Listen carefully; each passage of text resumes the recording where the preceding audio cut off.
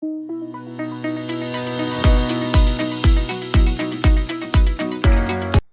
अब हम देखते हैं फोटोसिंथेसिस। तो फोटोसिंथेसिस के अंदर क्या होता है, जिन लोगों को पता है कि फोटोसिंथेसिस के अंदर क्या होता है वो एक बार क्या करेंगे, कमेंट करके जरूर बताएंगे। और जिन लोगों को नहीं पता वो लोग क्या करें, यहाँ पे हम दिखाते हैं क्या होता है फोटोसिंथेसिस। ठीक है, तो फोटोसिंथेसिस, तो फोटोसिंथेसिस के अंदर हमें मेनली 3 स्टेप्स पढ़ने हैं। तो सबसे पहला स्टेप है हमारा absorption of light. Absorption of light, तो जैसा कि इसमें नाम में पता चल रहा है फोटोसिंथेसिस, मतलब कि लाइट की हेल्प से कुछ सिंथेसाइज हो रहा है। तो सबसे पहले क्या करना पड़ेगा, लाइट को एब्जॉर्ब करना पड़ेगा। दूसरा स्टेप है हमारा कन्वर्जन। किसका conversion? Conversion of light energy to chemical energy. Light energy को किस में कन्वर्ट होना पड़ेगा? केमिकल एनर्जी में कन्वर्ट होना पड़ेगा। उसके लास्ट हमारा जो तीसरा स्टेप है उसके अंदर हमें क्या करना पड़ेगा, CO2 को रिड्यूस करना पड़ेगा, मतलब कि रिडक्शन ऑफ CO2। क्या होगा? CO2 का रिडक्शन होगा। तो जैसा कि हम जानते हैं कि हमारे पास क्या होता है, CO2 होता है, साथ में H2O भी होता है। ठीक है, तो 6 CO2 लेते हैं, 6 H2 लेते हैं, ये तो बैलेंसिंग की बात आता है। पर जैसा कि हम ऑलरेडी पहले देख चुके हैं पहले चैप्टर के अंदर, तो इसको हम डायरेक्ट लिख रहे हैं यहाँ पे। और यहाँ पे हम क्या डालेंगे? सनलाइट डालेंगे। क्या डालेंगे? सनलाइट। और क्या बनेगा? C6H12O6 प्लस में 6O2। तो ये जो C6H12O6 है वो क्या है, हमारा कार्बोहाइड्रेट है। रिडक्शन ऑफ CO2, और यहाँ पे बनेगा क्या? कार्बोहाइड्रेट बनेगा। क्या बनेगा? कार्बोहाइड्रेट। और ये हमारा जो ग्लूकोज है वो क्या है? कार्बोहाइड्रेट है। तो हम क्या कर रहे हैं यहाँ पे फोटोसिंथेसिस के अंदर, सबसे पहले लाइट एब्जॉर्ब हो रही है, और ये जो लाइट एब्जॉर्ब हो रही है वो कहाँ हो रही है? क्लोरोफिल के अंदर हो रही है। किसके अंदर? क्लोरोफिल के अंदर हो रही है। उसके बाद conversion of light energy to chemical energy हो रहा है। यहाँ पे एक चीज हो रही है, वाटर का ब्रेकडाउन हो रहा है।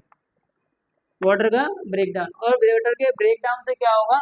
ऑक्सीजन निकलेगी, साथ में H+ आयंस बनेंगे।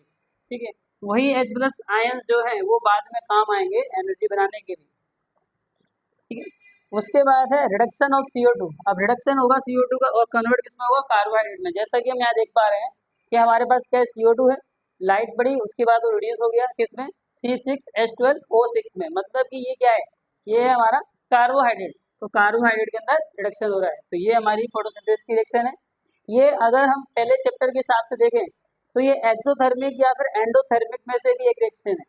तो इस बार मैं फिर से बोलूंगा, जिसको पता है वो एक बार कमेंट करके जरूर बताएं। ठीक है, तो क्योंकि यहाँ पे क्या हो रहा है, सनलाइट दी जा रही है, सनलाइट दी जा रही है, तो लाइट दी हमने, मतलब कि एनर्जी दी, तो इसका मतलब ये क्या हो गया? एंडोथर्मिक रिएक्शन हो गई। ठीक है, तो एक बार हम देख लेते हैं कि ऑटोट्रोपिक न्यूट्रिशन और हेटरोट्रोपिक न्यूट्रिशन में डिफरेंस क्या है। तो एक तरफ हम बनाएंगे ऑटोट्रोपिक न्यूट्रिशन, और दूसरी तरफ हम बनाएंगे हेटरोट्रोपिक हेटरोट्रोपिक न्यूट्रिशन। तो ऑटोट्रोपिक न्यूट्रिशन के अंदर क्या हो रहा है, रॉ मटेरियल के तौर पे CO2 और H2O का इस्तेमाल किया जा रहा है। तो रॉ मटेरियल में हम लोग क्या इस्तेमाल कर रहे हैं, यहाँ पे हम लोग मतलब जो भी है ऑटोट्रोपिक ऑर्गेनिज्म होंगे,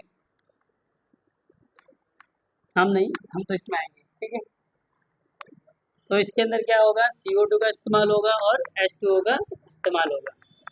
लेकिन इसके अंदर रॉ मटेरियल के तौर पे ऐसा कुछ है नहीं। यहाँ पे ये लोग जो ऑटोट्रोप जो बनाएंगे उसका इसमें इस्तेमाल किया जाएगा।